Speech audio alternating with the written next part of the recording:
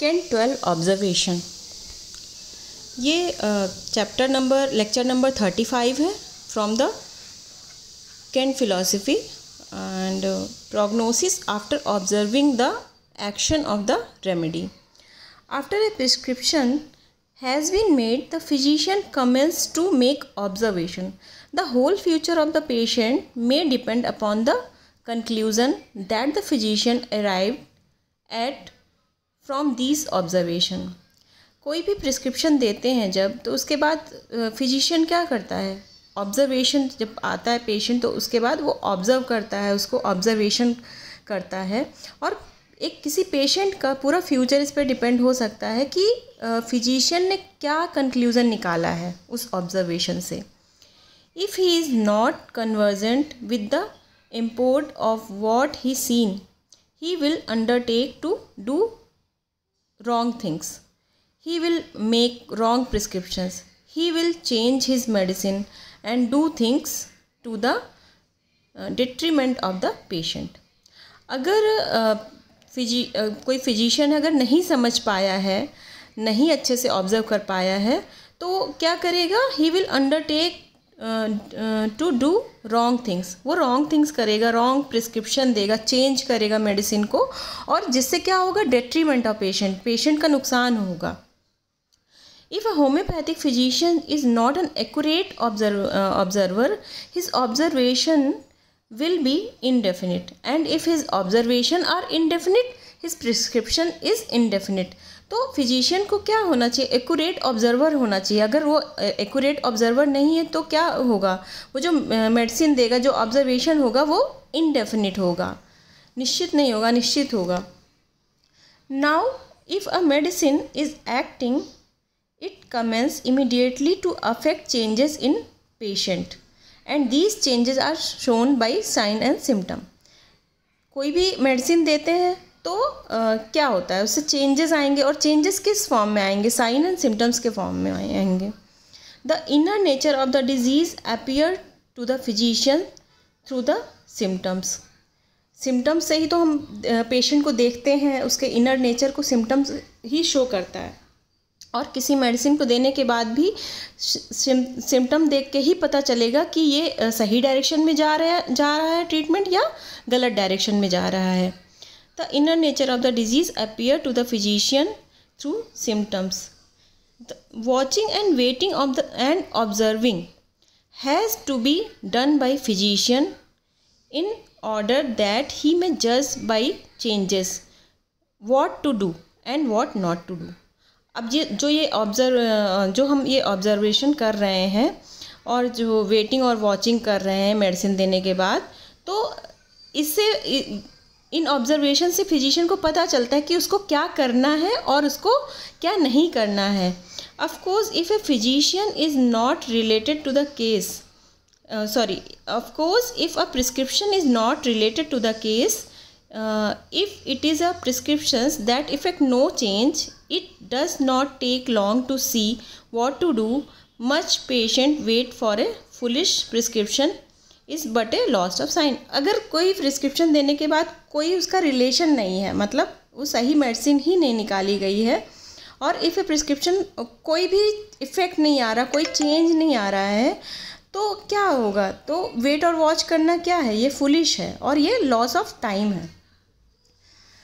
फिर दिया है the changes are beginning, what are they like, what do they mean and to what do they amount. Changes जैसे शुरू हो गए मेडिसिन के बाद, तो वो किस तरह के चेंजेस हैं, उनका क्या मतलब है और किस अमाउंट में आ रहे हैं चेंजेस।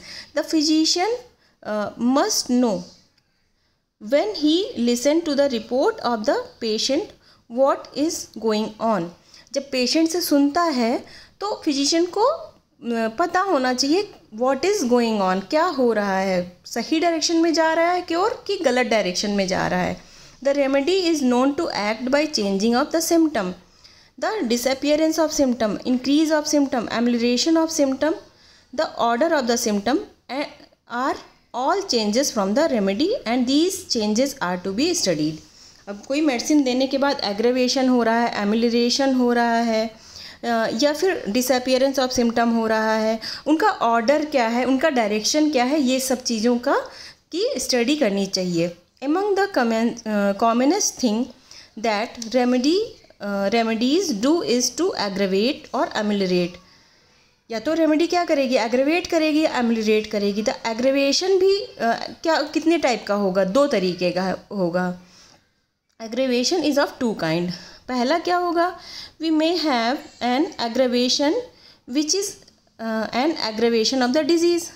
पहला एग्रेवेशन या दो टाइप का एग्रेवेशन होगा, एक तो एग्रेवेशन ऑफ डिजीज़ होगा, दूसरा क्या होगा, एग्रेवेशन ऑफ द सिम्टम्स। तो एग्रेवेशन ऑफ डिजीज़ है, इसका मतलब क्या है, पेशेंट जो है वर्स हो रहा है, उसकी कंडीशन ख़राब हो रही है। और अगर एग्रेवेशन ऑफ सिम्टम है तो पेशेंट क्या हो रहा है, बेटर हो रहा है, क्योंकि ये होम्योपैथिक एग्रेवेशन है। The true homoeopathic aggravation I say is when the symptoms are worse but the patient say I feel better.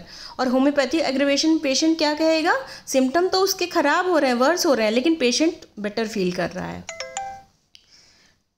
इसके बाद है, first of all the patient should be the aim of the physician.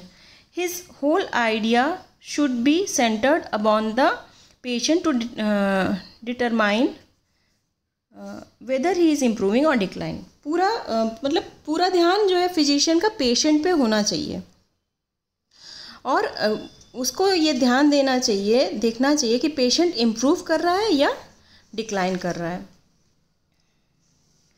The patient's opinion must be corroborated by the symptoms.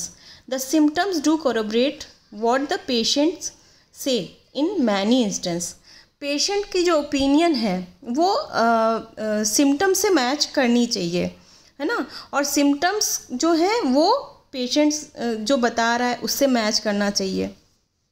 Another general remark needed to be made, namely that we should know by the symptom if the changes occur are sufficiently interior और exterior। symptoms किधर जा रहे हैं, interior जा रहे हैं या exterior जा रहे हैं। physician must be acquired with the meaning of them। फिर he will know by that whether the disease is being healed from the innermost or whether the symptoms have merely changed according to their superficial nature। Disease अंदर से heal हो रही है या फिर उसके जो सुपरफिशियल नेचर के सिम्टम है, मतलब जो सिम्टम्स हैं वो बस गायब हो जा रहे हैं, सप्रेशन हो रहा है। Incurable diseases will very often be palliated by mild medicine. Mild medicine से क्या होंगी, पैलिएट हो जाएंगी इनक्यूरेबल डिजीजेस। और अगर जो है मेडिसिन की पोटेंसी स्ट्रॉन्ग है तो क्या होगा, सप्रेशन भी हो सकता है। That act only superficially, act upon the sensorium, act upon the senses and through the hidden and deep seated trouble going on or progress, and is sometimes made worse, yet the patient is made comfortable। तो incurable diseases क्या होंगी, वो पैलिएट हो जाएंगी। Mild medicine दिया और पैलिएट हो गई और उसको पेशेंट को थोड़ा आराम मिल गया। Yet the patient is comfortable. The direction that the symptoms are taking is sufficient to tell that, especially in the chronic disease। chronic disease में especially जो direction है symptoms की, जो changes की, वो ज़रूर नोट करना चाहिए। chronic disease में बहुत important है कि केस सही डायरेक्शन में जा रहा है या गलत डायरेक्शन में जा रहा है। अब हम देखते हैं कि पहला ऑब्जर्वेशन क्या है। First observation, a prolonged aggravation and final decline of the patient. Prolonged, बहुत लंबे टाइम से एग्रावेशन चलेगा, इसके बाद फाइनली डिक्लाइन होगा पेशेंट का। तो इसमें इन्होंने एक एग्जांपल दे रखा है कि patient walk into the clinic somewhat stoop shoulder with a hacking cough that he had for a good many years। Stoop shoulder, झुके हुए कंधे हैं, और हैकिंग कफ है, शॉर्ट ड्राई फ्रीक्वेंट कफ है उसको, और जो कि उसे बहुत लंबे समय से चला आ रहा है। You judge by his look that he has been sick a good while. His face is sickly, he is lean and anxious, he is careworn, he is suffering from poverty and poor clothing, scanty food. Now you examine all of these symptoms. They clearly indicate that he need an antisoric, for the symptoms are covered by an antisoric. And from the history of the cases, you know he has needed it a good while. Upon prolonged examination, the antisoric you have in mind is strengthened. You now examine his chest and discover he has not the expansions that he ought to have, and you detect the presence of tuberculosis. मतलब एक patient आया जिसके stoop shoulder है, hacking कफ है और बहुत सिकली looking है, poor looking है और जैसे लग रहा है कि पोवर्टी, मतलब स्कैंटी फूड खा नहीं रहा सही से, केयर वर्न है और थका हुआ सा लग रहा है. और उसको सब चीज़ें देखने के बाद इन्होंने सोचा कि इसको एंटीसोरिक की रिक्वायरमेंट है. और प्रोलॉन्ग्ड एग्जामिनेशन, बहुत एग्जामिनेशन किया तो एंटीसोरिक इनको कंफर्म हो रही थी कि एंटीसोरिक की रिक्वायरमेंट है. इसके बाद इन्होंने इसका चेस्ट चेक किया तो उसका एक्सपेंशन सही से नहीं हो रहा जैसे होना चाहिए, तो इनको ट्यूबरकुलोसिस जो है कंफर्म हो गई है. बाय फीबल पल्स भी फीबल थी. And many symptom corroborate symptoms you ascertain that the patient has been steadily decline. और सारे सिम्टम ऑब्जर्व करने के बाद ऐसा देखा कि पेशेंट्स जो है स्टेडली डिक्लाइन हो रहा है, धीरे धीरे डिक्लाइन की तरफ जा रहा है. You give the medicine and he come back in a few days. आपने मेडिसिन दिया और कुछ दिनों के बाद वो आया with a sharp aggravation, quite a sharp aggravation of the symptoms और बढ़ गए. ही हैज़ एन इंक्रीज कफ और नाइट स्वेट. अब उसका कफ और ज़्यादा इंक्रीज हो गया, नाइट स्वेट भी ज़्यादा बढ़ गया.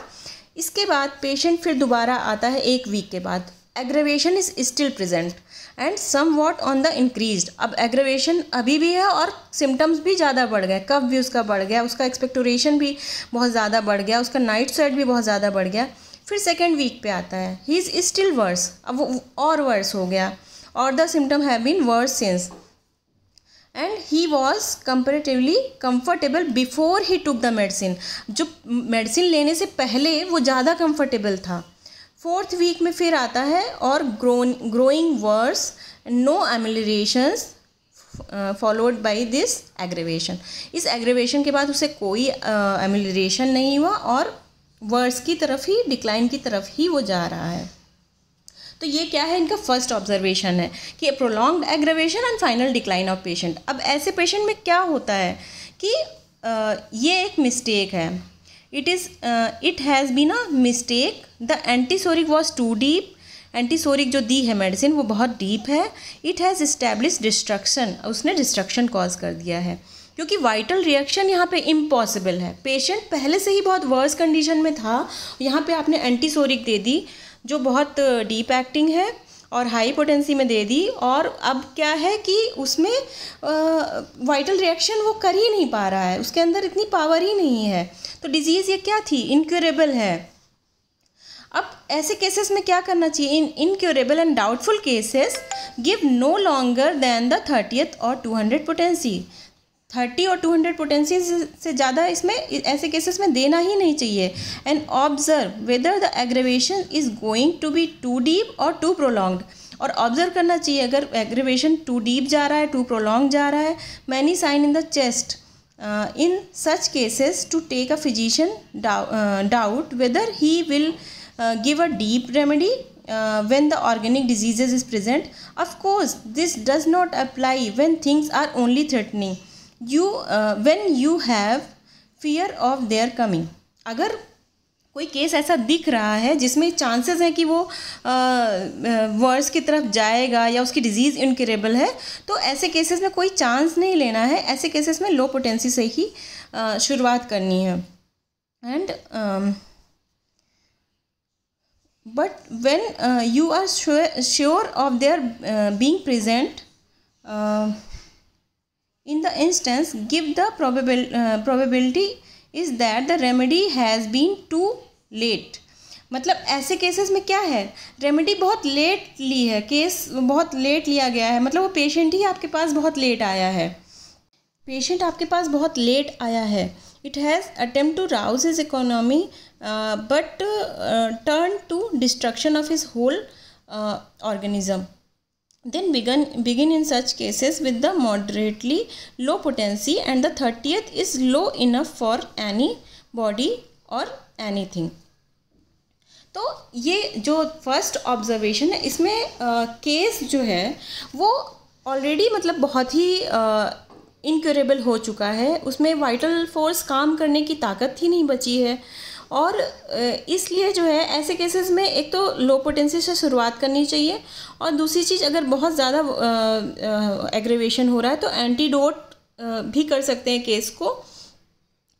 और यहाँ पे क्या है, डिक्लाइन की तरफ उसे जाना ही है क्योंकि वो बहुत लेट हो चुका है मेडिसिन लेने में.